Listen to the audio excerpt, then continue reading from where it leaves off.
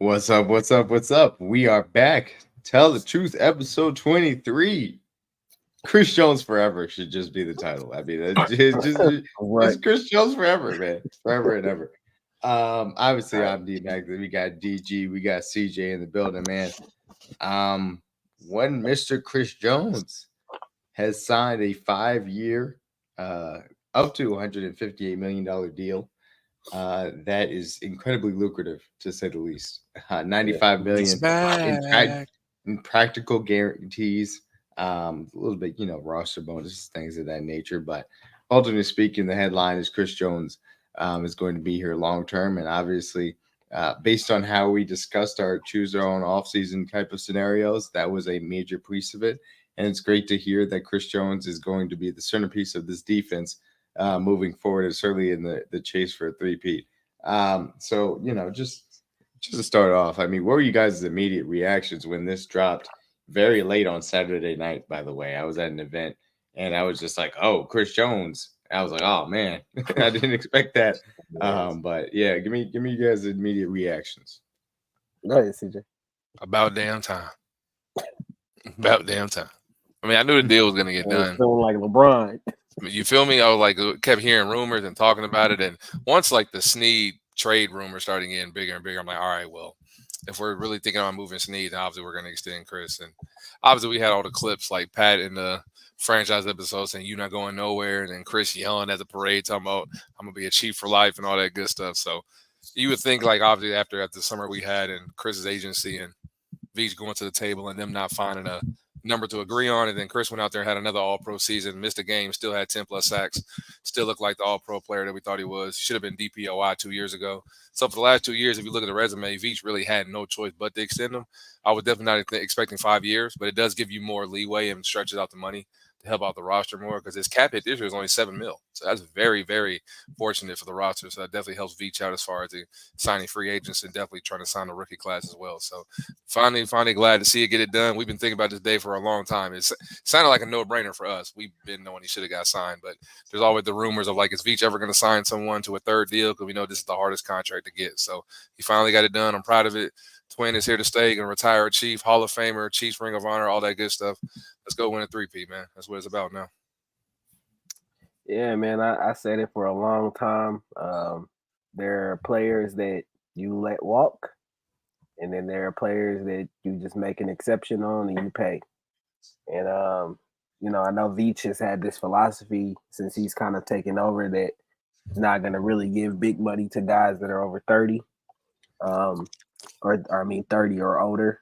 So, but I always felt like that Chris Jones is one of those players that you kind of just make that exception on. You can't find anybody else outside of Aaron Donald that can do what he can do in this game at this point in time. I think he's playing his best football. I think he's clearly in his prime at this point. So hopefully we can be able to absorb those last couple of good years of his prime out of him and chase a couple more rings out of it. Saturday, man, I felt relief for real, just because I was just tired of the tweets and the back and forth and hearing reporters say, well, they got optimism, but a deal's still not done yet, and it just tired of hearing all that. So just relieved and happy that he's here, man.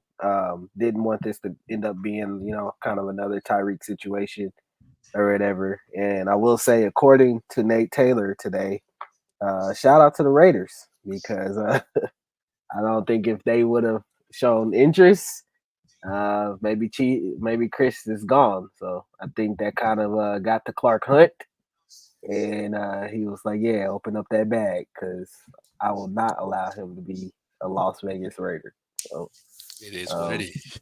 Yeah, but after seeing the franchise last night and seeing Pat kind of say, "Yeah, you ain't going nowhere," I had a feeling that it was when 15 said it was getting done. So, yeah. Boy, I tell you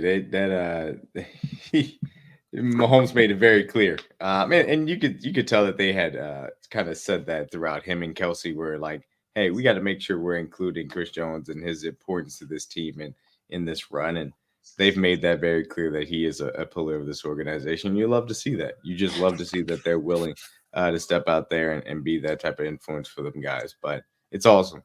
It's awesome that Chris Jones is going to be here. I think that you're still very well in line to get 2 to 3 more prime years out of him. And even if he takes a step back and is only, a good defensive tackle for those last 4 to 5 years, if he's, still on that deal, I think that's fine. As long as he stays healthy, and he's been incredibly durable pretty much over the course of his career. I'm excited for what he can bring to the table. I'm just really happy that he's going to be there, because when you talk about the entirety of the team and how it's built, especially this defense that was so great last year, it really is built around what he can do from a pass rush standpoint, what he forces offensive lines to shift to him attention-wise, sliding protection, building out double teams, what that allows Spagnuolo to do from a coverage perspective, what that allows Spagnuolo to do from a blitzing perspective. All of those things are centered around what Chris Jones brings to the table as a dominant force on the inside. And it's awesome. It's awesome that he's going to be here now for the long term. And that's kind of, done and dusted, and we don't have to worry about it anymore. Like somebody said, no more cryptic tweets. We could just have fun Chris Jones on Twitter. I'm going to miss the cryptic tweets. No, I'm not. I'm lying. No, I'm not. Like, bro, just get off Twitter. Like, I can't do it no more. I hate them cryptic tweets. Chris be like, especially the picture. The picture was that was the worst one. That was cool. That was cool. You thought you was getting used that day, and yeah, nothing came. When he be dropping he dropped the little emojis, the ones be having everybody hot. He put the little time in the sand. Like, when this dude, he's like, y'all running out of time. TikTok beach. Right. Oh, it was funny. Trolling, bro. So funny. Chris is a troll, bro. It's funny though. No, Chris is absolutely hilarious, and like I said, just great that he's going to be here for the long term. I will say I think he was laughing about it in his press conference, all the cryptic tweets and everything, and I also got to give credit where credit is due. The Katz brothers were able to get this done. I think they did end up winning for their client. I actually saw it. No, funny enough. So I tweeted out. Actually, I think I can find this one.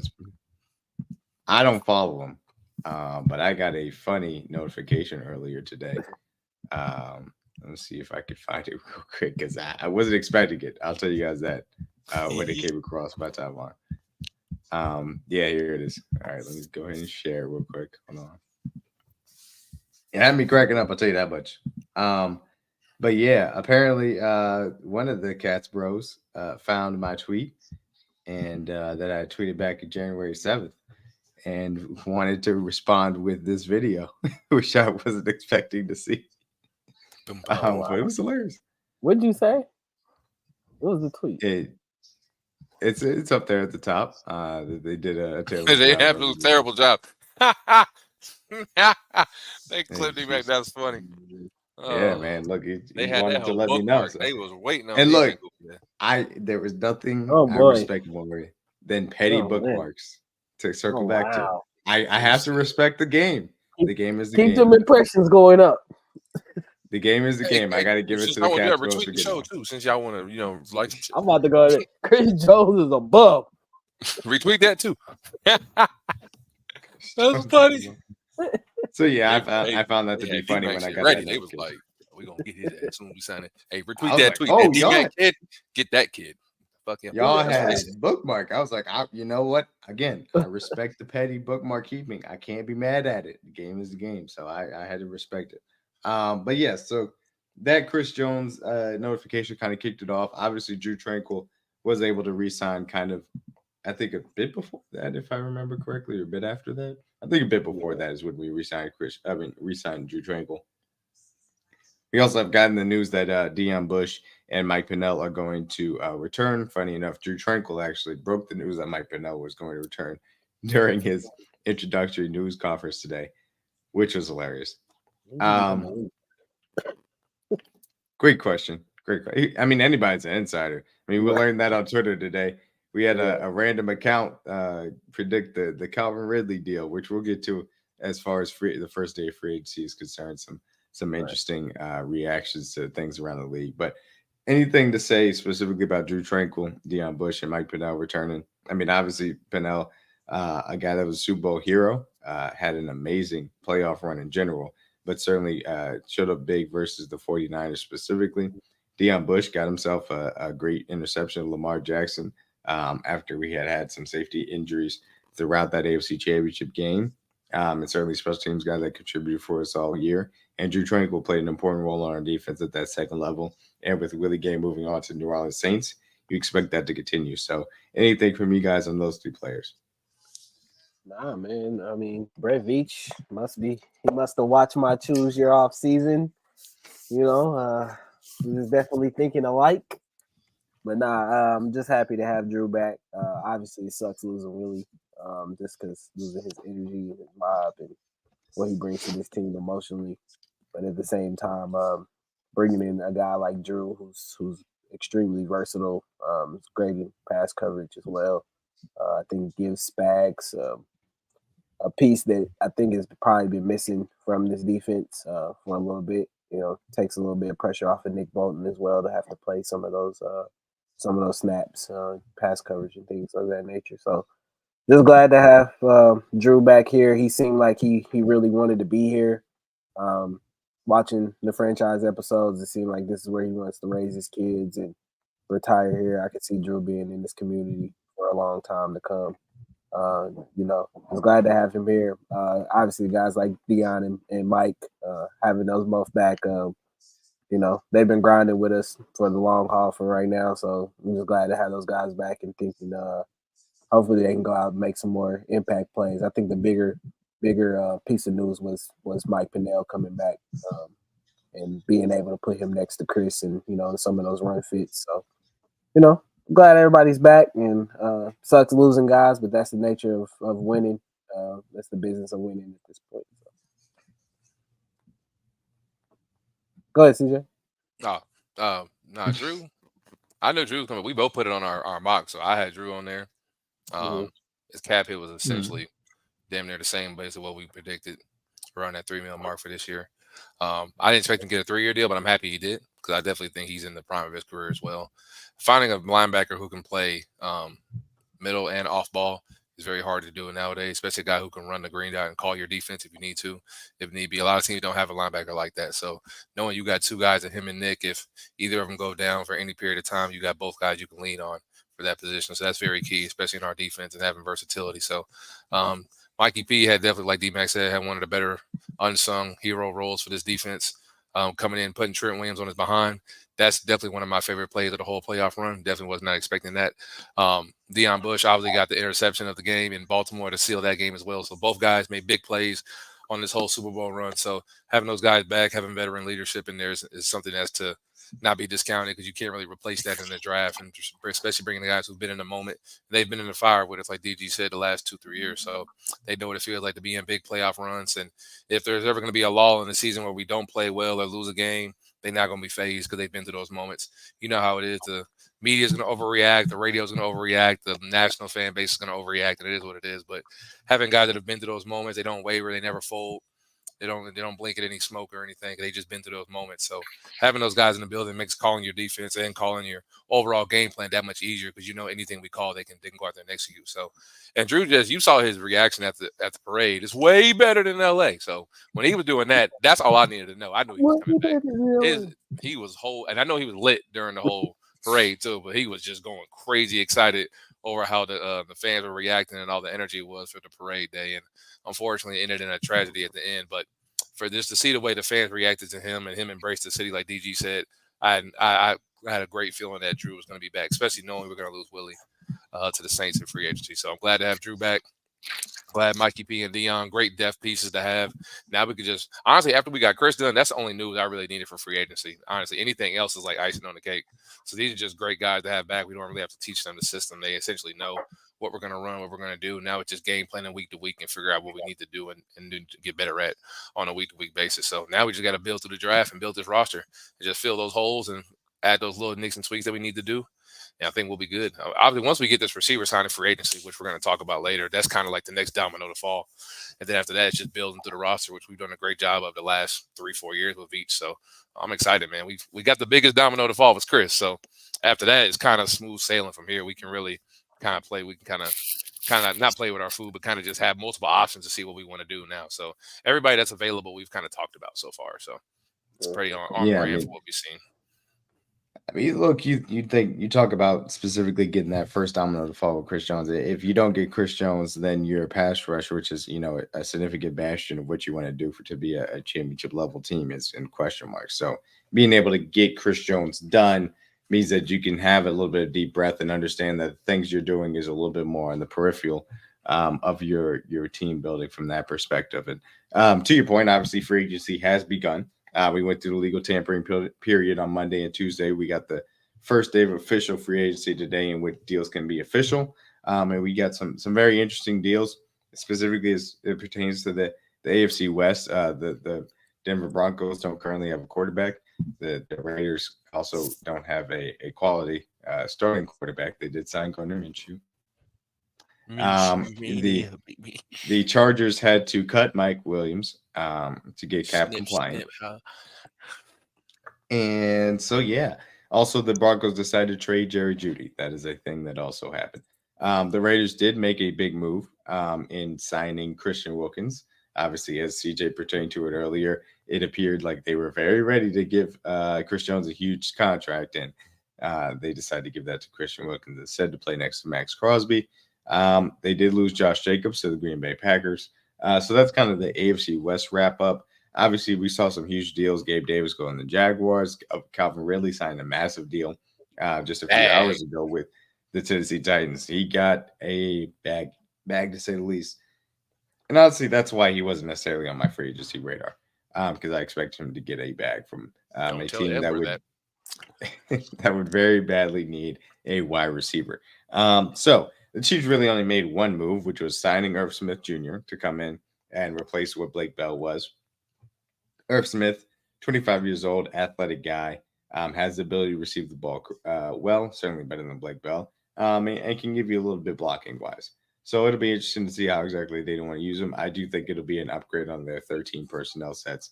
From you guys' perspective, anything you want to highlight for free agency moves around the league, trades, anything in that perspective, and then also about Irv Smith specifically coming to KC?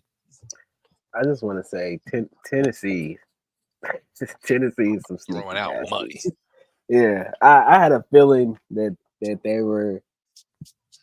they just have been too quiet, in my opinion, as far as free agency and when I know they had signed Tony Pollard y'all come get Sneed on the first day, but it just seemed like they went quiet after that and didn't really, make any other moves or whatever. So I knew they was working on something or whatever. But to give Calvin 50 million guarantee is crazy. Edward said he was going to get 16 M's. I guess funny. At the end of the day, you gotta overpay guys to get them to come to Tennessee. Bingo. Say that again, DG. Say that again.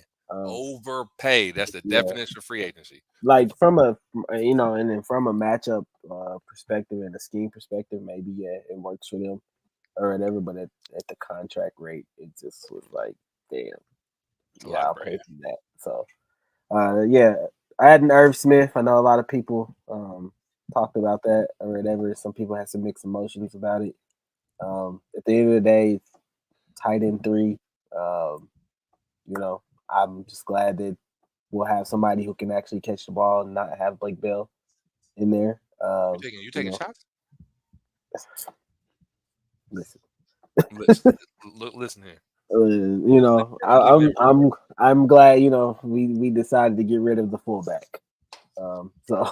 We needed a fullback. Never mind. We had one. It was Blake Bell. Oh, okay. That's why I'm just making sure. Nah. Obviously, I think Irv can come in and kind of provide another big receiving threat down the field, kind of up the seam. Maybe do some stuff for us in the red zone as well too.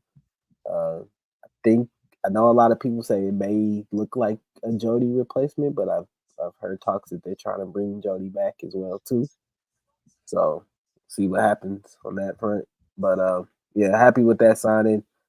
Still kind of waiting for Veach to think there's a splash move coming soon. So we'll see. But gotta let him operate and let him cook right now. I like the Irv move. Y'all know I'm a tight end guy, so I love Irv. Mhm. I've been liking him since Bama, so anything is better than respect Blake Bell, quarterback legend, Oklahoma legend Blake No Bell. disrespect. No disrespect to play. Shout out to the Belldozer, man. The We love fullback thing was a little wild. My fullback bad. Blake Bell. You know what I'm saying?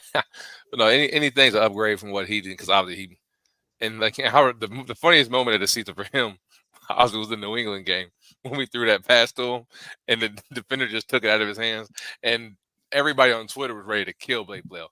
Oh my God, how'd you let him just take that ball from you? They were about to snipe him if they would have saw Blake Bell in public. So that was funny. I'm glad you got a chuckle out of that. I I didn't personally. I no, was because not. like I I didn't. didn't laugh at it. I mean, I was D-Mac. I was telling everybody that we shouldn't be throwing him the ball. So the fact that we did and that happened, I was like, that's why you don't throw him the ball. But DG called him a fullback for a reason. But I just thought it was funny because I'm like, we shouldn't be. This is why we need Jody Mahomes in was the like, offense. why are you giving me a tight end that doesn't know how to catch the football? Exactly. Why are we throwing him the ball anyway? You design plays for him, like okay, could've that's brought fine. Anthony It's offense, Miller but back. you decided to And throw then him the ball. Mahomes was like, okay, well, I suppose they put this wide receiver out here that's running a drag. I should just throw the ball to him instead. Oh, wait, no, he can't catch the ball, and it's going another way. All right. That was a hell of a week. That was a Hey, KP drop look, and everything. JD was elite in what he did. JD was Oh, elite, yes, and he never let me Don't down. go tell Elite. don't do that, Kyle. JD was a much better blocker than Blake Bell Don't you too. put them in the That's same also very breath, true. Kyle. What was that, bro? Don't do that. Disrespectful. Don't ever do that, Kyle. Don't disrespect JD like that. But no, If we had JD at fullback, we wouldn't have struggled running the ball so damn much. Okay, our third and short That's would have true. been Yeah. better, much better through the season. So, and I think we did a pretty good job of improving on that towards the playoffs. But overall, no, Irv Smith's an upgrade. Anytime you can have a third guy that can catch the ball and provide mismatches from when teams want to add extra linebackers or extra safeties, whatever the case may be, we thrive in 13 personnel, 12 personnel. That's our go-to. So and also whenever Noah Gray needs a break, you could throw Irv in the tight end 2 spot as well because Blake Bell can never do that. So there's just more flexibility you have in that tight end room now, especially. And obviously we have guys like Bush, who I believe is still in the practice squad, if I'm not mistaken. So it's always a good room that when you have every guy who's athletic and not necessarily have guy who's are designated as only blocking tight ends, it's easier to run your offense, in my opinion. So having him is good. Overall, nothing really crazy for agency. You know, we don't making these big splash moves, but I like the move so far. Just getting all our main guys back and keeping everybody healthy and ready to roll. And once we get this receiver, that's the only really domino to fall. Everything else is kind of like icing on the cake. I would like to add a veteran safety. That's my opinion, which I'm sure we can get into that later. But we'll see if guys like Quandre Diggs, Mike Edwards, some other veteran safeties who are available. But we'll see. That's the only two positions I would like to see added. Those two. Mm-hmm. Before the draft. We'll talk a little bit later about our free agency wish list remaining. We do have a little bit of breaking news here. Drue Tranquill is trying the old see Reddit think Super Bowls recruiting tactic on Mike Williams there. So we'll keep monitoring that as that goes along. Mike Williams, like we said earlier, did get cut by the Chargers earlier today. A guy that certainly loves to play against the Chiefs. I'll say that much. We'll discuss that. We'll discuss that later on in the segment as well. King Mo, to answer your question about mock draft soon, depending on how the show goes, I may just fire it up and we can do one right now. But we'll get to that a little bit later. But we do have shows built in later on as we get close to the draft that will be mock draft specifically dedicated because we want to run through that both from our perspective and get you guys a little bit involved from the chat perspective too. So we'll have fun with that. Boy, that'd be funny. they be picking the receiver every pick. They ain't picking nothing else. Oh man, that would be funny. And yes, they did restructure receiver. Maybe DB receiver. They did move around some Khalil Mack money as well. The Chargers did earlier today because they needed it badly. So along those lines specifically, the biggest thing kind of hanging out there right now that is parallel to free agency right now is L'Jarius Sneed, sitting out there on that $19.8 million tag. That is on the Chiefs salary cap, as now they had to be cap compliant as of 3 p.m. Central Standard Time today. They have room to operate right now. There's no need to panic about that. His money is on the books for that $19.8 million. They specifically have designed that so that Brett Veach has trade negotiation leverage, that he doesn't need to move that money off the books but for them to do other moves that they may want to as we get into free agency a little bit later on. As far as you guys are concerned, we've heard a little bit of Indianapolis Colts interest. We've heard some Tennessee Titans interest. We've heard the Vikings and Falcons being named as teams also that are interested. The Lions made a trade for a cornerback and also signed a cornerback, so it doesn't seem like they'd still be interested. We'll see. So those are the four kind of teams that are standing out there for L'Jarius Sneed. And as of right now, there's plenty of interest. It just doesn't seem, as if the Chiefs are in a hurry.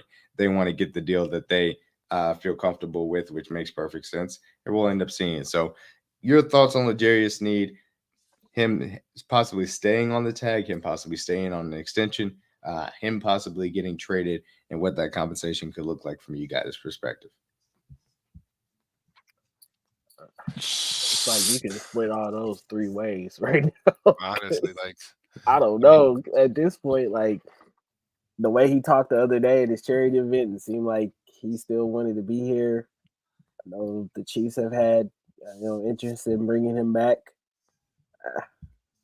I've seen a lot of trade rumors, so it's like 50-50-50 right now. Like I'm leaning more towards him being traded. I've kind of accept the fact already that he's going to be gone at this point. I just don't know what team. It seems like a new team kind of pops up every day. One day it's the Vikings, the next day it's the Colts.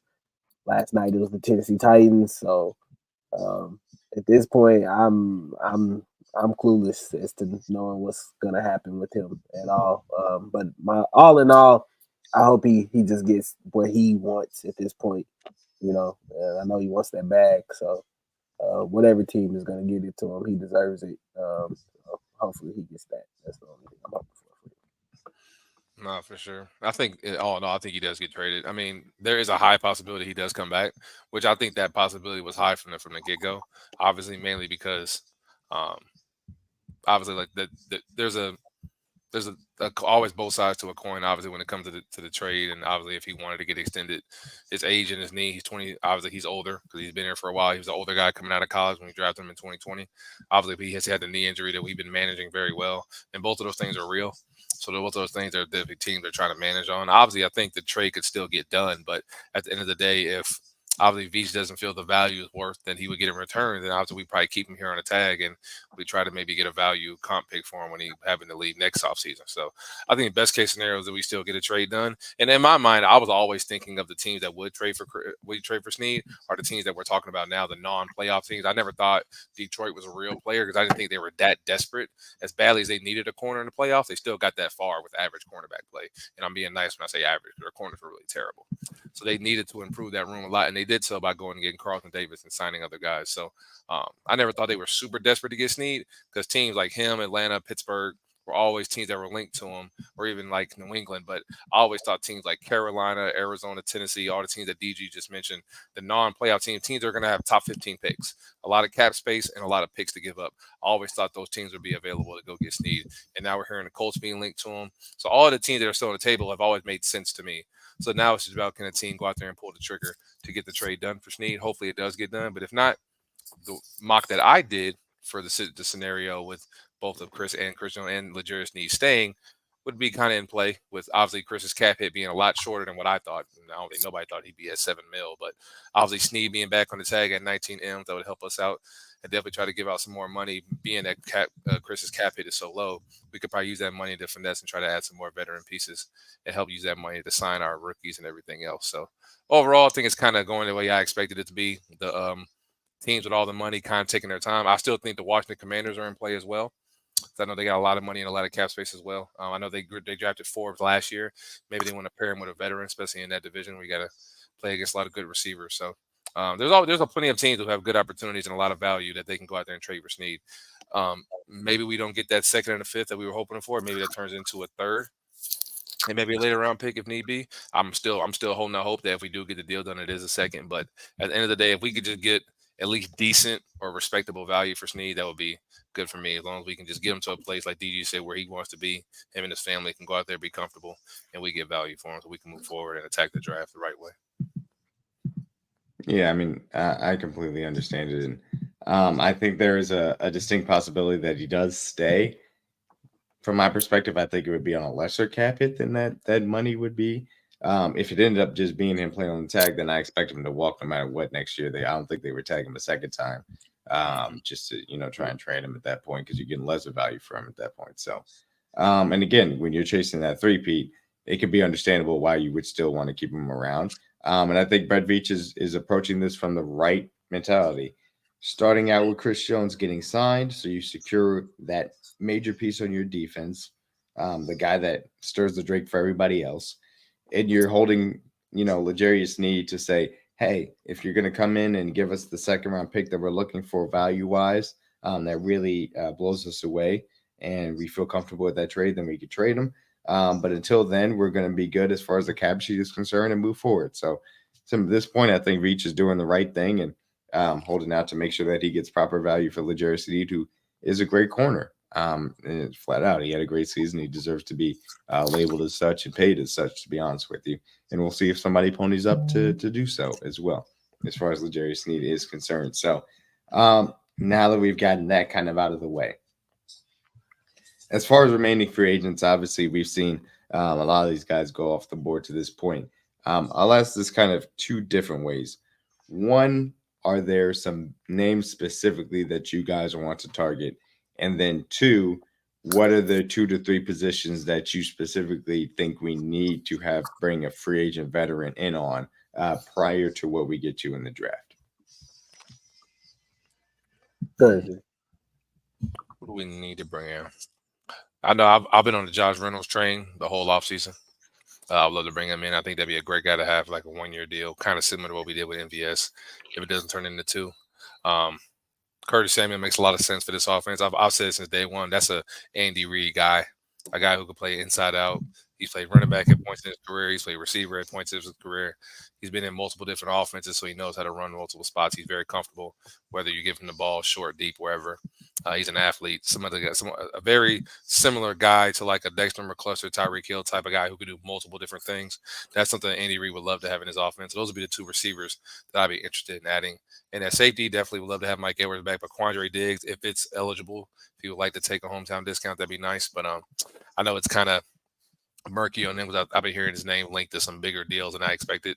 But I was hoping we could get him on a cheaper deal, kind of like we did with Mike. He's at the back end of his career, a little older. Maybe he would take a little bit of a discount. But those are like the 3 guys that I would like to add for now, for sure. All in on Hollywood Brown right now, man. They're like this team lacked the explosion last year. And I just feel like he'd be the perfect fit to come in and kind of play the role that we need him to play, being able to stretch the field and just, give us that presence and that threat back in our offense. The teams really have to game plan and be prepared for that. But yeah, that's kind of just what I'm on right now, watching the Hollywood Brown watch. Defensively, it's kind of shocking me that some guys defensively who left us aren't getting the deals that I thought that they were gonna get. To kind of see Mike Dana still be out there on the market and not receive a deal at this point in time kind of makes me think maybe we might have some interest in bringing him back as well too. But, we'll see. That's a guy on the defensive side that I think I would love to go back and get, especially for our rotational pass rusher, bringing him back in, especially with Omenihu going down and not being available for the first couple of weeks of the season. So, yeah, that's pretty much it on my wish list. They really hit it out the ballpark with the Chris Jones deal. So I feel like we won free agency with that. So, but yeah, that's pretty much it for me. They got the big domino. That was the main one. Yeah. Yeah, man, that I don't care absolutely about country don't run. Country don't run nothing, Kyle. Ain't nobody worry about him. Where my shirt at? Country gonna have to up the salary before he can start making the He decision. said we man. He said we getting shirts. Hey, tell him we getting Kirk Cousins' agent for telling the truth. We negotiating. Oh man, Kirk be getting to that money, okay? He be getting to that money, dog. Fully guaranteed. Boy, he be getting all that Coles cash, man. Woo. That's crazy. So anyway, No, look, as far as the pending free agents are concerned, I mean, it to me, nothing has really happened in free agency that concerns me. The Josh Uche deal, him deciding to take less money and go back to New England. We don't know who the other offer was from. I hope it's from Brett Veach because I thought that he'd been really great in the edge room. Guys like Zach Moss, I thought signed a very good deal. I certainly go back to Cincy. I mean, you could throw Geno Stone in that the safety that they signed as well. Devin Singletary, I believe, signed a deal as well. We obviously saw Aaron Jones sign to go to Minnesota, which for the money he went there, I think we could have signed him for, but he probably would not have taken our role. So there were some aspects of some deals that happened that, I would love to happen for KC, but nothing that I'm too broken up about right now. As far as specific names, I mean, I've said it. I do really like Hollywood Brown. What he can provide from a deep threat option in this offense, I would be very happy with.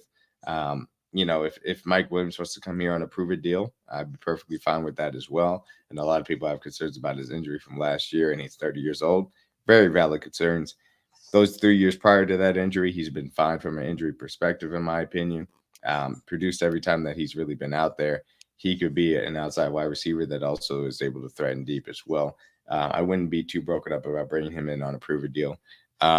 Specifically from a positional standpoint, I would like to see a wide receiver brought in. I think you just need one, whether it's one of those two I named, KJ Osborne and Josh Reynolds, just to be that top three secured to come in with a draft pick alongside Rashee Rice and have Justin Watson in that wide receiver 4 role to fill out the top 4 spots in this wide receiver room. I think the Irv Smith signing was very good. I think you do need a running back as well going into the draft just so you have a veteran presence. There are a few guys floating out there, guys like Alexander Madison, J.K. Dobbins, things of that nature, just so you could have another guy in that room. And maybe it is Jared McKinnon or CH coming back. That's still very possible. But I think you do need a running back that needs to be signed here. I would not mind an offensive tackle as well. I just think you could use a veteran guy, whether it's a Tyron Smith or even if it's bringing back Donovan Smith, even though I wouldn't necessarily love that move. I also like Josh Jones, a guy from Houston as well, that's still out there on the free agency market. And I do think you could add to this defensive line, whether it's bringing back a guy like Mike Danner or an old friend like Emmanuel Ogbah that has a little bit of inside-outside versatility as well, especially with Charles Benhugh's injury. I think you're pretty much fine on the back end, though. So that's kind of where I'm at as far as pending free agents are concerned. Anything that you guys have? Specific names you want to throw out here before we go on to the next thing? No, there's nobody out there I can really think of for them to. Everybody's pretty coached right now. To say the least. What are your thoughts on Humphreys? They just got released tackle from. Yeah, I know he hurt his, I think it was ACL. He tore his ACL pretty late into the season. So that's the most concerning part of it. So it's kind of like, if you sign him, is he going to be ready for training camp? Is he going to be ready for the start of the season? Maybe he stays out there and he gets signed in the middle of next season. That's going to be what's going to be interesting about him. So I would not necessarily be rushing out to try and get him on the team right now. And I don't know if his market's really going to materialize in that way. And also shout out to Arizona. I thought they made a pretty good signing of Jonah Williams as well today. So yeah, that's kind of my thoughts on him. Yeah, him getting that injury late. That's that tough. sucks. I mean, that's Ben. I think he's also 30 as well too. yeah. So I feel like it's kind of similar to Donovan Smith situation. If that's the case, I mean, you might as well just bring him back if you're gonna do that. So he might cost you a little bit less as well too. But I don't know what they're gonna do with the left tackle position at this point. I guess we'll have to just wait and see. Wait and see. There's some veterans out there. We have an update. Drue Tranquill has added Hollywood Brown to his which is Agent Drue, baby. Drue just out here shooting a shot, man. Drew's like, Drue, like, y'all want to come be a winner, you know what I'm saying? Drue said, "Look, man, I've gotten used to winning these, man. It's gotten to and it's gotten to national news now too. I don't know how to say his okay. name. Ari, Ari Williams. Mendenhoff, yeah. Yeah, he just Everybody always tweeted butcher it, his name. making his pitch to get Mike Williams or Marquise Brown to sign to Kansas City.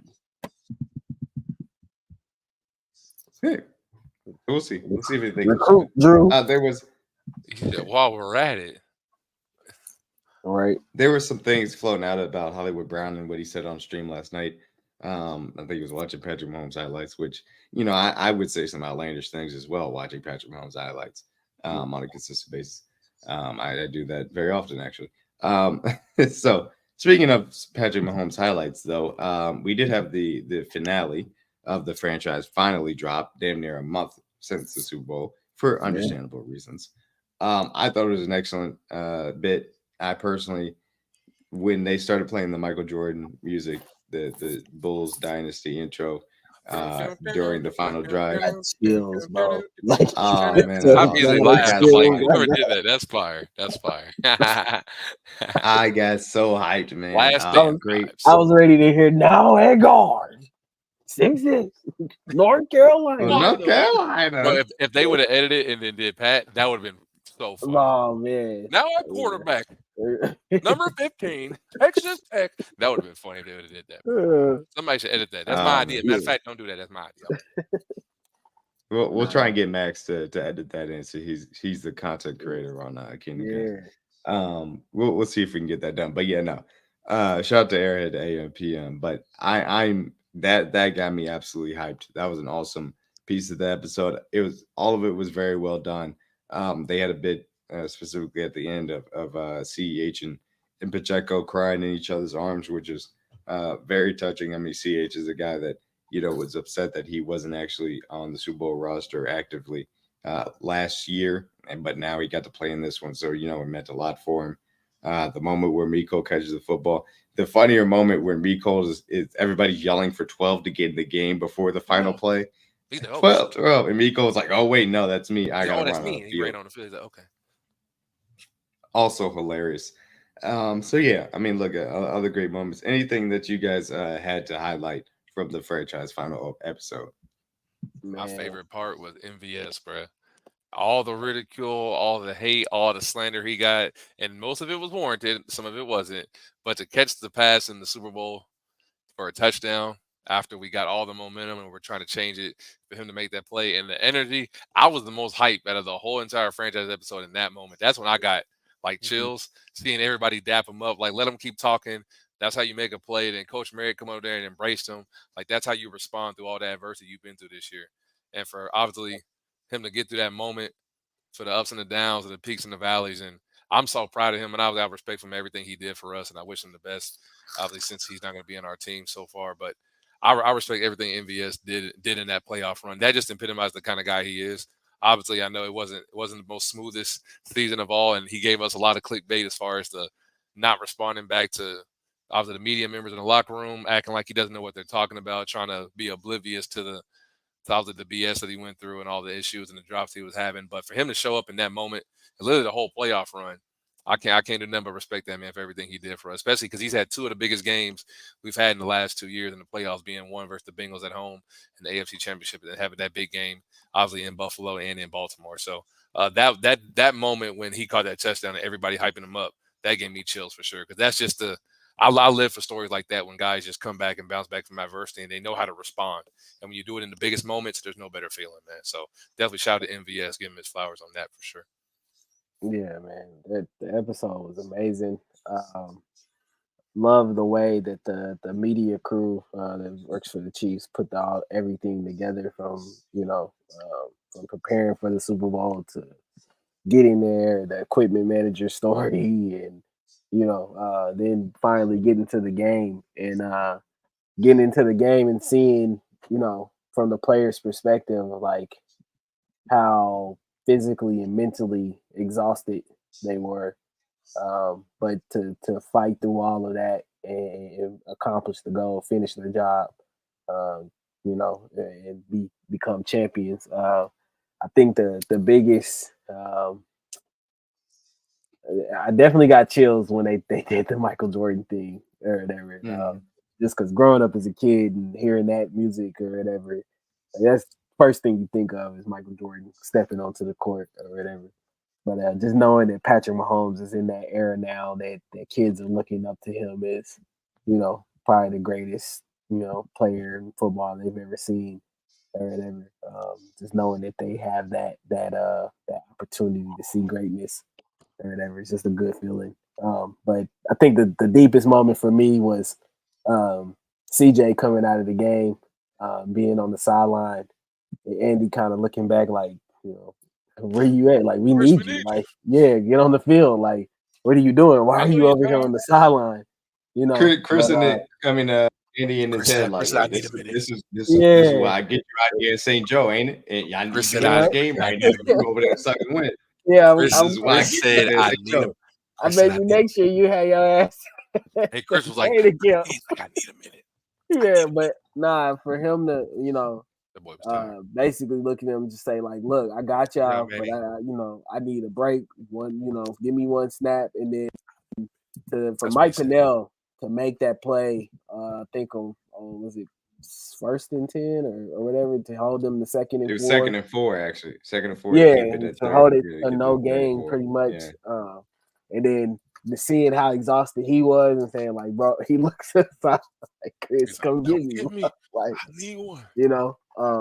So then seeing Chris come in and basically get unblocked, but still make a great play on Brock Purdy to kind of force an incompletion. And man, after the game, watching Pat run around and then hit the ground and seeing kind of the mental and physical exhaustion on him, like it was tough. This was I think this might be the toughest one they got, and last year, playing against the Eagles was, it was a tough game still, all the adversity, Mahomes' ankle, everything like that. But this game just felt like this was a lot mentally on them just because of everything they went through the season, all the adversity, the downfalls, and the Christmas game, and, everything going through that. So just to see the relief on their faces, and then knowing that some guys won't be back, seeing Willie and Clyde, I think them kind of knowing, time might be up here. Yeah. That was emotional. And then the ending, man, I really want to say shout out to the Chiefs, man, for being a real classy organization. I know the years past they've shown the parade part, us celebrating, coming together as a city. But for them to end it the way that they ended, not putting that in there and just kind of saying we stay united with everybody, we're grieving with you, and everybody's, together in all this or whatever, just, showed how classy they are, how much they care about this community, this city, and knowing that what happened at the parade was tragic, but at the same time, it's not going to break us as a city, keeping us from coming together. So just good to see that from them. Very emotional. Ain't gonna lie, your boy kind of shedded a tear at the end. Just love this team, love this organization, love where they're at this point, and hopefully the good times keep rolling for them. We ain't done. Yeah, we ain't done yet. We ain't done. Pat keeps saying that, man. It's like, bro, what else we need he wasn't do? I mean, obviously he said to Chris Jones, he was like, you're not going anywhere because we ain't done. But he was telling to somebody else that like 2 seconds after, like, look, man, I'm still winning. He told Rice. He said Rice. He was like, yeah, this is the first. It's just the beginning, dog. We ain't done. You know what I'm saying? Get it. Like, okay, all right, let me know. All right, I guess. Complete psychopath. I guess it's Patrick Mahomes, a complete psychopath. But to your point, that's why they played the music, because he's a psychopath just like Michael Jordan was, and he's a part of a dynasty just like Michael Jordan was, and now he's tracing that three-peat, just like Michael Jordan accomplished. But the franchise was awesome. A lot of great moments, and they mentioned a few. The guy testing out the footballs from Patrick Mahomes, being able to catch him before the game.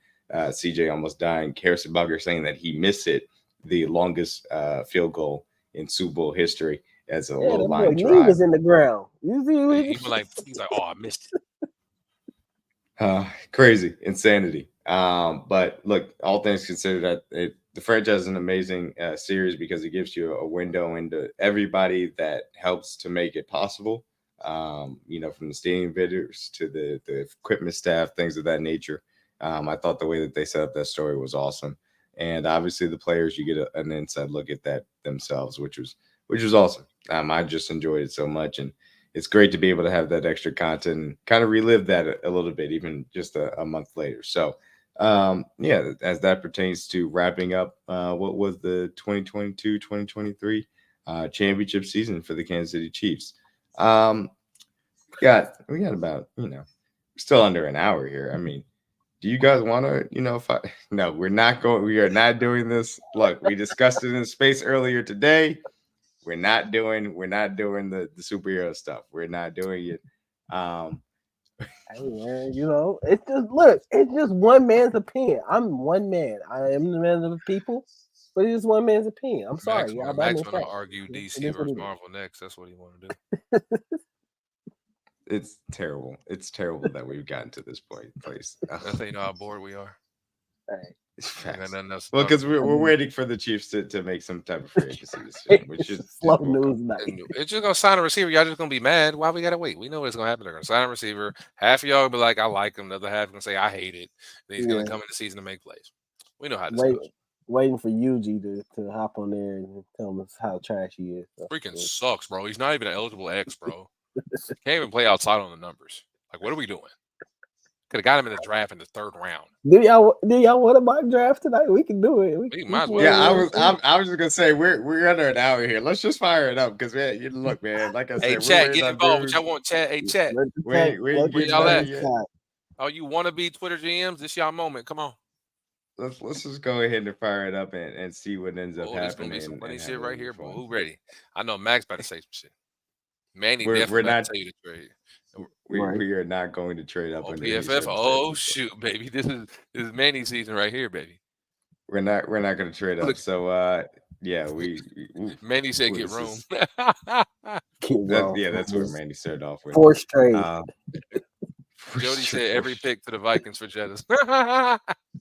Forced trade. Ross said get lad at 32. Let's see what ended up happening here as we get into the Max said anybody but Troy. Oh god, he hate him. Jazon Newton with Merce Mins, Graham Barton. Graham Barton's the guy that's really climbed up a lot of boards. Latu, Brian Thomas Jr., who again he got jumped, man. If Brian Thomas Jr. is there, God, I'd love to go get him. AD Mitchell also went JJ McCarthy to the Cardinals, which makes absolutely zero sense. Lad McCarthy, shout out to PFF for that. Lad McCarthy went 28 to the Buffalo Bills. Tyler Guyton to the Detroit Lions, which also kind of doesn't make any sense. Troy Franklin to the Ravens. That's stupid. They already had tackles. Shout out to PFF. PFF is funny. Kool-Aid McKinstry to the 49ers as well. He's not going that high. That's crazy. Yeah, that is pretty high for him. So we have some specific guys on the board here that you may be interested in. Do we want to look at the trades? Do we want to look at what the trade? There's 6 of them. Jesus Christ! I guess we got to at least look at them. Yeah, we got to at least entertain them. I didn't know there was that many. All right, we're not trading with the Raiders. We'll look see the Saints. Clearly, Jesus Christ, the Saints have no picks in between there. Y'all picks. Right now. I'm good, and this is too far to trade back. 45. No, thank you. Back up. Yeah, so we're gonna draft a guy here. Let's start with wide receiver. Roman Wilson, Ricky Pearsall, Jermaine Burton. This is not my personal board, obviously. Keon Coleman, Jalen Proke, Xavier Legette, Jalen Rowland, Xavier Worthy being down here. I will tell you guys again, if you're doing any type of mock draft on PFF, he's not getting out of the top 40, just so you guys know. He's not getting out of the top 40. They haven't updated this, so be careful. Yes. So that's kind of what we're looking at as far as wide receiver is concerned. We'll add in a little bit of tackles here. Jordan Morgan, Kingsley Suamataya. Taya, thank you. Suamataya. Almost had it.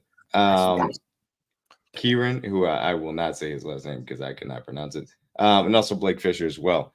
Sitting there as far as tackles concerned. Now, I don't know if we've necessarily talked about this. Jordan Morgan tested for his arm length to be underneath it or underneath the Chiefs threshold. So he's not going to be a tackle for him. He'd be a guard, which pretty much rules him out of 32, in my personal opinion. I think we all can pretty much agree with that.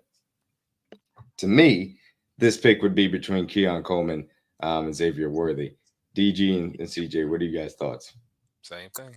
Either one of them. Man, Either one of them cool. yeah, I feel like that would be it, but it just depends on free agency. Like I feel like if we got Hollywood Brown, we'd probably go Keon Coleman versus going Xavier Worthy.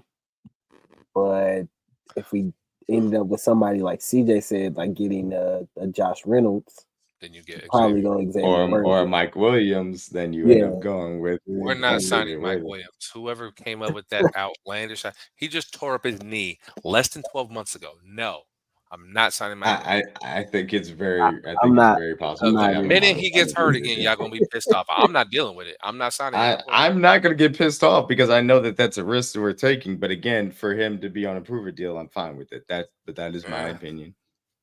Okay. It's unlikely that you get signed. If he wasn't hurt, I would be on board with this. I really would be on board. If he wasn't hurt, he wasn't getting cut. I thought about it.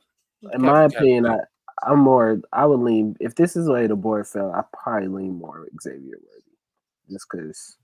I mean, if Xavier falls to there, they love him. He fits the system. And I think he kind of provides a little bit more versatility. He can also punt return for you if that, need to be the case or whatever. So maybe there's some special team stuff that he could do for you as well too in his rookie year. Kind of give you that dynamic speed. We all know how fast he is. So teams would definitely have to prepare for that.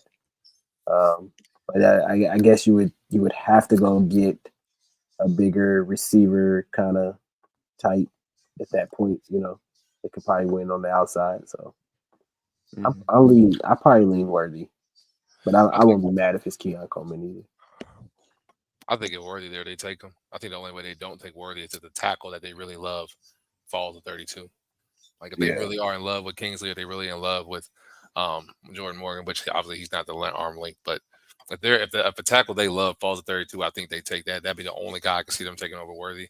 I don't think they have Keon on the board over him. So I think at this pick, if I don't see us going into the season as Wanye being our only left tackle on the roster.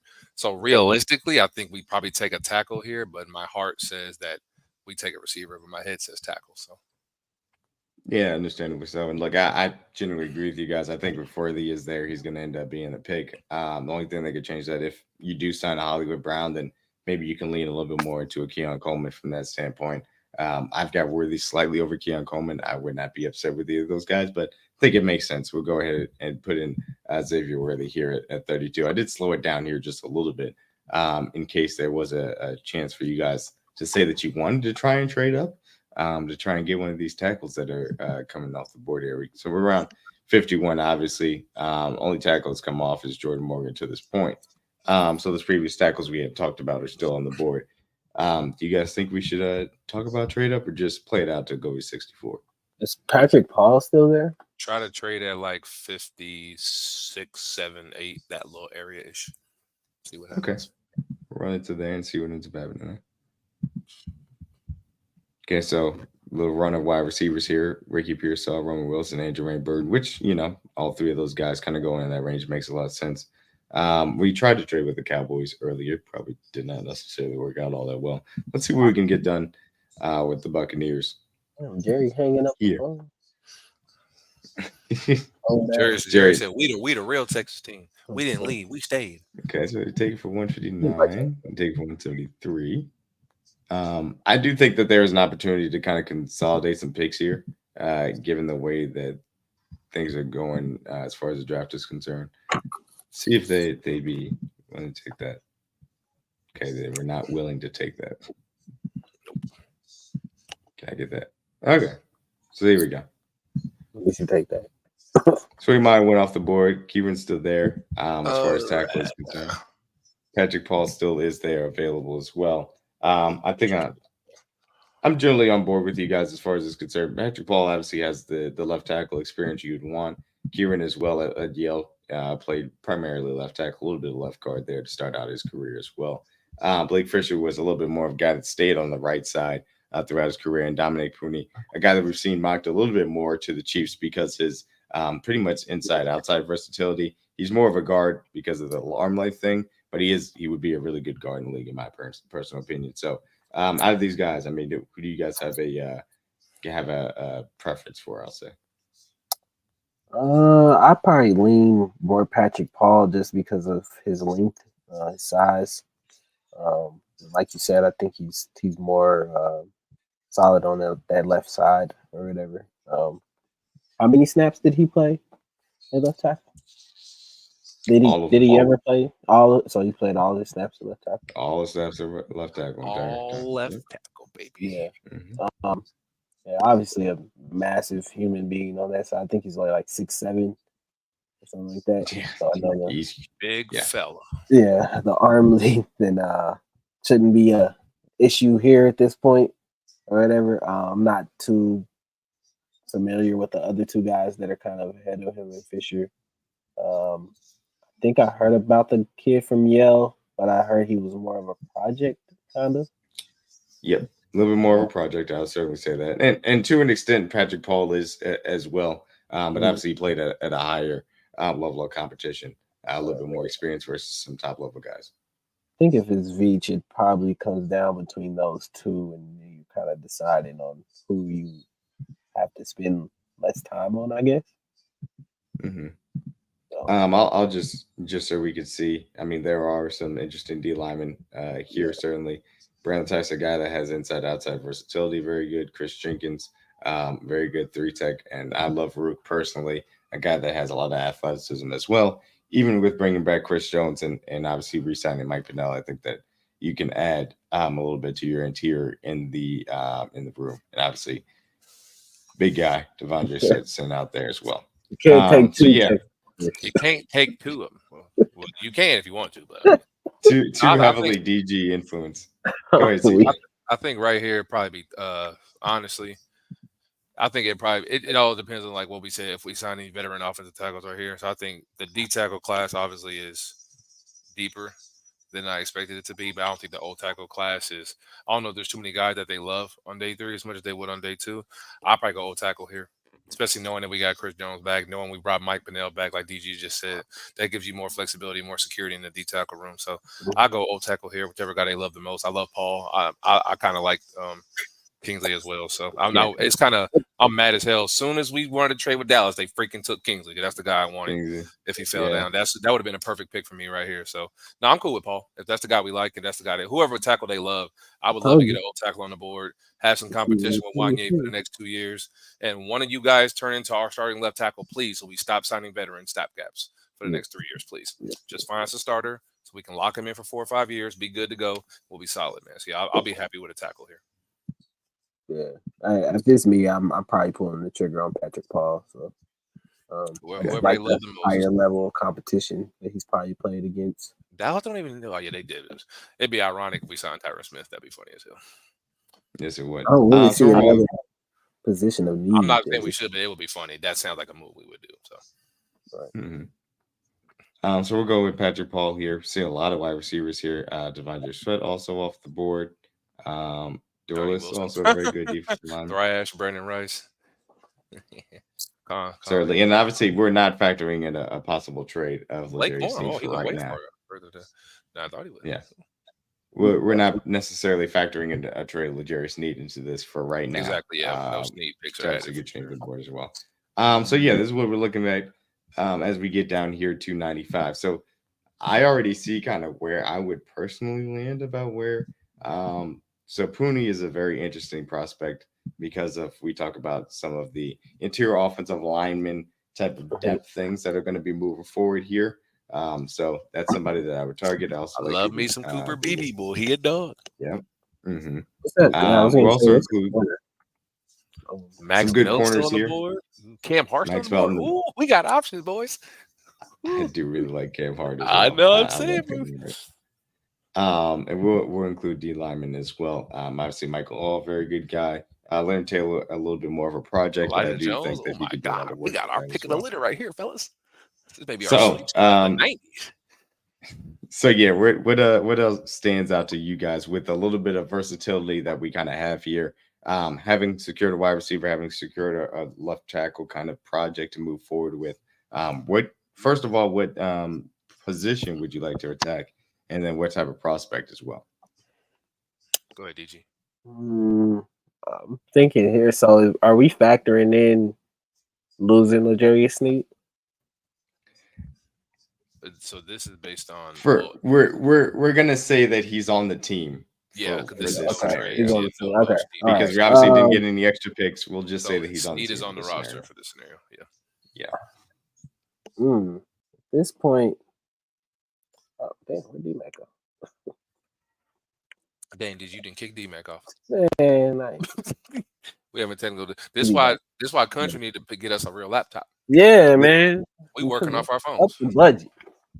That was just unfortunate that I decided Matter of to fact, just get back on it. But y'all we're need to back. blow up country in the chat. Everybody at country. I can actually swap back and forth now. Man, we got a lot of options right here, boy. I would be happy if we want to go guard and get that replacement. Yeah, I would love it. Either guard replacement for Trey coming up. I love Cam Hart and Max Milton. I'm fine either one. Those are two of my favorite corners in the draft. Elijah Jones, I like him as well. So any of those five guys, I would be fine with. Because like, if we truly don't believe we're going to sign Trey next summer, and we're going to give Creed his extension as the money he deserves, and I would love to get a developed guard to eventually be our starter for long term to come, to get him on a rookie deal. We've done a great job of developing corners, but in this scenario, we have Sneed, so maybe we don't need to reach at corner so early. So maybe I think O-line may be the move here, but I would be perfectly fine if they decided to take Cam Hart or Max Milton right here. I think those guys are that good. So especially you get them with Dave Merritt and Spags, I would love those guys in our system to develop and get ready, especially because we know Sneed will be gone the next year. So I would love to get either one of those guys in the system. Yeah. Do you guys have? Go ahead. Go ahead. No, I was going to ask, do you guys have a preference between Pooney and BB as far as an interior offensive lineman type of prospect? Pooney's a little bit more of complete versatility across the entire offensive line. I think he actually had a better agility testing as well, specifically. His measurable? Yeah, I can bring that up for you guys to take a little bit of a side by side here, because I think it's always good to look at, and we got time to do it, so not that big of a deal.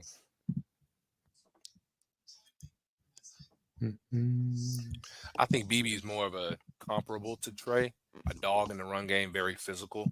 Obviously needs a little bit of work in his pass pro, but I think he's more of a replacement for Trey because it makes sense, especially his physicality in the run game. So, but I don't mind Paul either, but Pooney either. But yeah, I love Connor Beebe's physicality. I love how he gets out there, gets his nose in the game, and he's a hard-nosed guard and old school type of guard that we love about Trey. Literally everything he epitomized that we love about Trey, he's the same guy. Played at K-State, local guy. They love to run the football. He gets downhill, can play either side if need be. A guard, so I would love him in our offense for sure. But I have no problem with Penny as well. Yeah,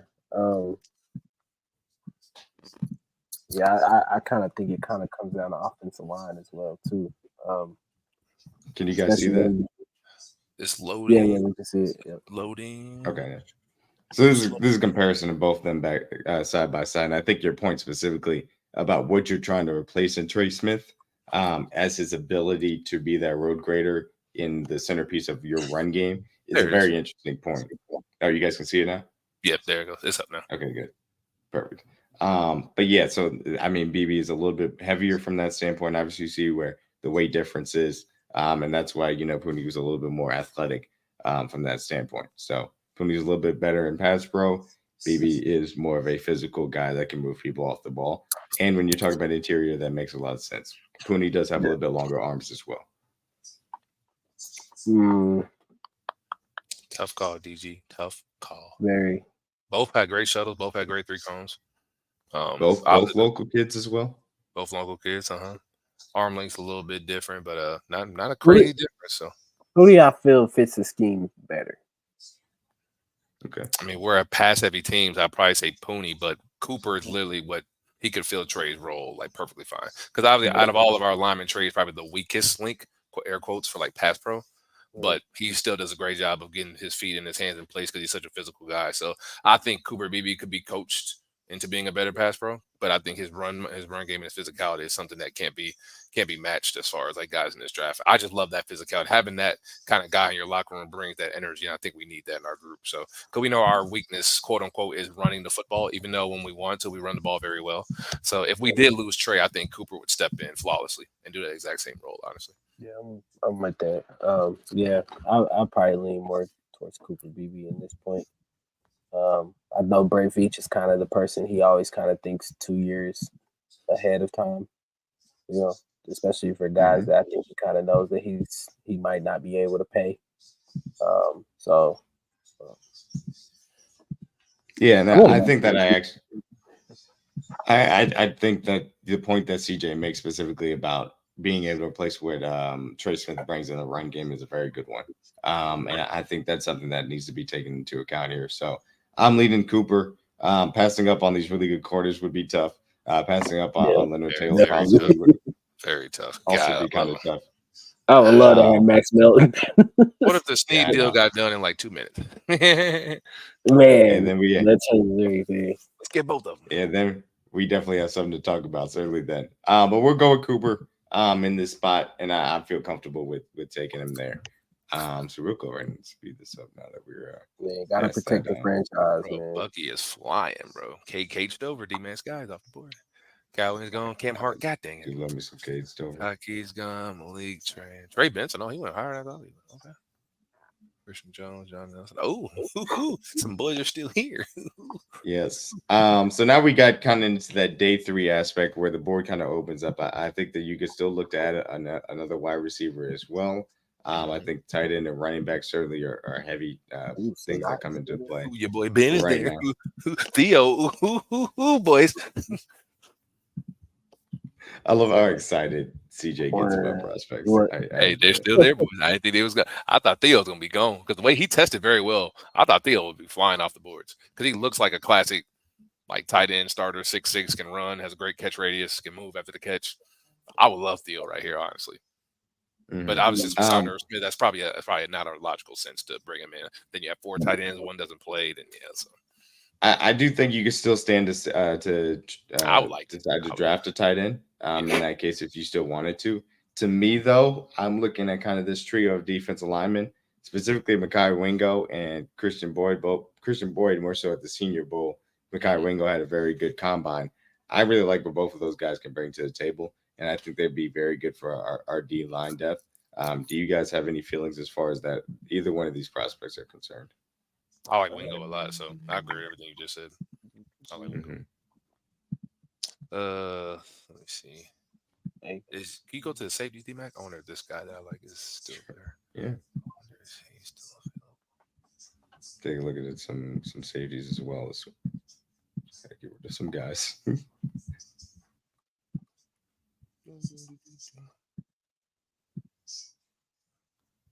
James, Jalen Simpson, Omar, Trey, Dominique Hampton. Okay, Kenny Logan. Okay, I just want to make sure that those are the 2 guys I was eyeing, just making sure they're still there. Okay, no need to reach on safety. Yeah, I'm cool with any D lineman prospect that we like right here. Edge will be cool. We need some flexibility, especially with Charles going to be projected to miss possibly 6 games. I would love to add another body there. So yeah, I like Wingo a lot. Anybody else I like on here? Murphy, Logan Lee, Xavier Thomas, Tyler Day, Miles Murphy. Jalen Harrell. I do like Xavier Thomas and Grayson Murphy as edge specific guys. I will say that. Not as much as Mekhi Wingo, though. I probably lean Wingo here too, honestly. I don't hate Boyd, but between those 2, I like Wingo more. So me too. So yeah, I think that's fair. DG, any thoughts? Man, at this point, it's day 3. DG said, take a shot. DG didn't let me drive. He at the crib. He like, I don't care. I'm chilling on this day. Day 3, I'm laying in bed like, DG said, y'all got it. I don't care. Yeah. All right, we'll go with Wingo though. You know, we like our LSU players, boys. Yes, that is true. LSU, baby. LSU. Can never have too many big guys. God dang it, they took Garendo. Haters. Benson not. Theo, god dang it. We could have took Theo right here. See? That one hurts a little bit. Couple picks away. What's the running back situation? Yeah, we can start looking at. Is this our running back range? Or we wait until the last day? Last round. Sorry. Ooh. If it's somebody, I feel like Cody should still be here. Most of my mocks, he's been sitting, so Cody should still be available. Yeah, Cody's still here. Obviously, my guy Kamani's still here. Yep, I really do like there. Tyron Tracy as well. Frank Gore Jr. also still here. Little Frank. Running back isn't as deep as that. Yeah, I mean, running back's the thing you can always wait on if you want to. Yeah, you can always who's the best Anybody value? standing out here for you guys? I like Dylan Johnson. He gets downhill really fast. Yeah, he does. Catch the ball very well as well. It should be better said. than I thought he would too, for sure. They really didn't throw it to him a whole lot. Do you like any corners? I kind of like Simpson a little bit. AJ Barner, I'm not in love with. I'd agree with that. I like Jaheim Bell too, AGL, but it's just he's not a Veach. He's not an Andy guy. He's too short, bro. He would be an H back. Like, and I would me personally, if I'm calling the offense, I could use Jaheim Bell a lot. I know how to use him perfectly. But I think Veach, if you ain't 6'4" and up, I don't think he's drafting you a tight end, bro. So, yeah, I would take a running back here, but I think it's kind of early just because there's so much value. Like I got Cody at the last. That's a very good point. We can look at what's left here at wide receiver because I do think you could double up here. We got Luke McCaffrey, Decor and Clark, Anthony Gold, a guy I really like a lot. Return guy, he could do 2 roles. Yep. Yeah. Who's this trade with? No, I'm not going back to 206. Yeah. So, for me, I think it's based on kind of what the options are. For me, it's kind of between Dylan Johnson and for me, I'd favor Anthony Gold between two of these guys. I would like Anthony Gold too. He fills 2 roles. He can return and play slot. So, yeah, if you need be a returner for us full time, punt and kick. So, he's a 3-headed guy that can kind of fill 3 roles. So I like Anthony Gold. I like it, especially if we're not bringing Miko back. Yeah, I would love Gold. Explosive guy you can run some jet sweep with if you need to. I love Cody Schrader. Have 2 Texas players. Can't have 2 Texas players. It's against the rules. No, I'm cool with Dylan, Cody, or Gold. Any of the 3. I'll let DG pick. Any of those 3, I'm cool with. Yeah, to my boy Richard, Whittington would be. It's gonna make somebody a great special teamer, slot kind of guy. So, but nah, I think Dylan Johnson. I would take a flyer on Dylan Johnson right here. Dylan a dog. Just he get pairing downhill him with Isaiah. I think he's a little bit better of a receiving threat. So yeah, well, with Dylan Johnson, and unfortunately, we don't pick for another 100 picks. It feels like. Man. Day 3. I'm like this. DG in the crib, like who he take? What happened? Who happened? Okay. He's heard What's his name? off. Let me go watch this film. DG gonna fall asleep in the space. What happened? Who we think? What happened? Yeah, that's all we're definitely. What happened? It's day 3 at that point, man. DG on the couch sleep. Right. Ross gonna be in the space. What y'all doing? I don't know. Right. I don't know. No, waiting. Beach gonna move back up? No, I don't think so. Waiting for something amazing to happen, I guess. I guess. Yeah, so we get here and look again, slim pickings what we're talking about. Day 3 or 7th round picks. My boy Blake Watson's still there, baby. Oh, no, he's still there. Shout out to Blake Watson. Any name that's popping off the board, boys? Nobody's really popping off. Only guy I've taken a little bit of Evan Anderson. I like Kenny Logan. I don't hate it. In the versatility. Okay. Oh, I like Kenny. The pain. Oh, the pain. We did pass up on a Kansas guy earlier. We may want to take Kansas Logan just to satisfy all of our fan bases. No, but Kenny can play though. Kenny's a versatile player. He can do a lot of different things. All the receivers are gone. Tight ends are gone. Tanner McLaughlin, Kyle Hanley. I don't love him. Brevin Span. Yeah, I don't like him either. What about QB? Watch your freaking mouth.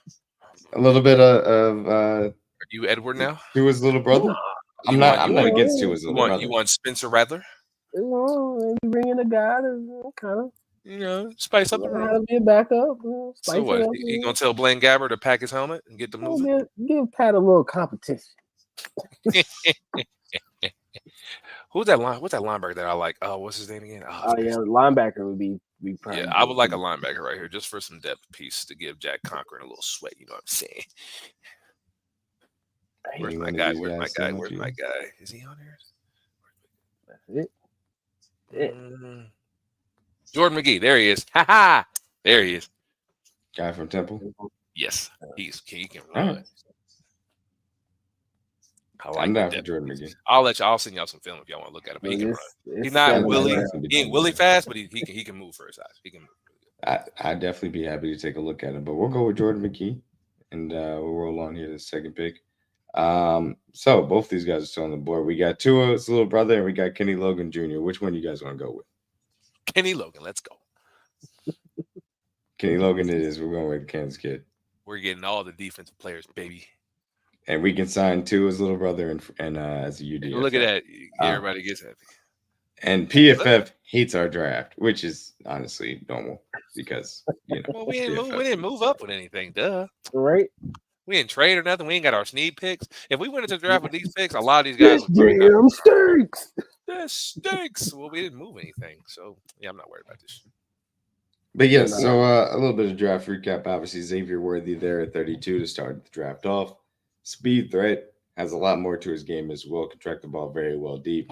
Immediately brings back the deep third into your offense as well. Patrick Ball, long, big, left tackle experience, a guy with a lot of athletic upside for Andy Heck to work with as well. Cooper Baby, a guy that you can specifically train up to replace Trey Smith in a year when his contract expires. Kai Ringo, athletic defensive lineman that Joe Cullen would have a lot of fun working with, in my opinion. Dylan Johnson, running back out of Washington, ability to catch the ball out of the backfield, really provides what you need as a possible complement to Isaiah Pacheco. Jordan McGee and Kenny Logan Jr. kind of day three special teams type of guys that give you depth on defense and may give you a little bit of interesting things that can develop from a tools perspective. So, yeah, there's the first mock draft of Tell the Truth's offseason, dog. One down. Right. 5, 6, 7, 8, 9 more to go. Right. And like I said, we'll be doing more of these with specific scenarios, trade ups, trade downs, things of that nature. Have a little bit of fun with it. But yeah, for that, anything else before we get on out of here, man? Nah, man. That's it, boys. Waiting on the news to drop now. Batman still sucks. Batman sucks. It's crazy. Like the movie or just like his general character? Just the general character. Oh, okay. I mean, that's a personal thing. You don't really say the movie. Trash. I didn't say the movie. I'm about to say the movies are great. I mean, you can go say Dark Knight. Yeah, you can't say Dark Knight sucks. Like, that's what I'm saying. I enjoyed the latest Batman movie. I thought the guy that played what's his name? Oh, I forgot his name. Real name. Robert Pattinson, I think it is. Robert Pattinson, yep, him. No, he played well. That movie was really good. I thought it was going to be. Zoe Kravitz was great in it. The detective. I love when he's in anything, but he was also great. Yeah, I love the latest Batman movie. No, that new Batman was good. Way better than I expected. I thought it was going to suck. It was. I thought they were having very low expectations. Very much better than I thought. It was good. The story was good too. I gotta say. Yeah, I enjoyed it. The storyline was good. They're gonna have a spinoff with Penguin. He's gonna have his own little series on HBO Max. So if you guys are really DC fans, that's coming out soon. So they did a good job. I mean, you can't top Dark Knight and Heath Ledger, bro. Like, there's no way of exceeding those expectations ever again. So any Batman, we're immediately gonna say, "Oh, this is gonna suck." Duh, because the bar is set extremely high. So exactly. You shouldn't go in there with any expectations to enjoy the movie. You shouldn't have set the bar that high. Well, that's their fault. Yeah. I don't know. You the Christian Bale guy? I don't know. He's not acting anymore. It was really Heath Ledger. Well, DC ain't got no chance. They already pissed off The Rock. He said he's not coming back for Black Adam. That's freaking stupid. Henry Civill's gone. So I don't know what leg DC had to stand on. Like Justice League sucked. DC should have just rebooted after they did the full length of Justice League, because the full length of Justice League is great. It just the Zack Snyder version was fire. Yeah. It was. So anyway, we're off the rails. Way off the rails. Country's gonna have shout out to everybody. TV show space. We're gonna have that soon. So be tapped in for all you nerds who want to nerd with us. So. We certainly will be. But we'll be having more content as we get deeper into the offseason. We'll be doing more mock drafts, more position by position breakdowns for the draft prospects as well. As we get closer, make sure to check out Kingdom Cast Thursday nights. Make sure to check out Aaron AM and PM on the weekends as well. Make sure you guys follow all of us on Twitter.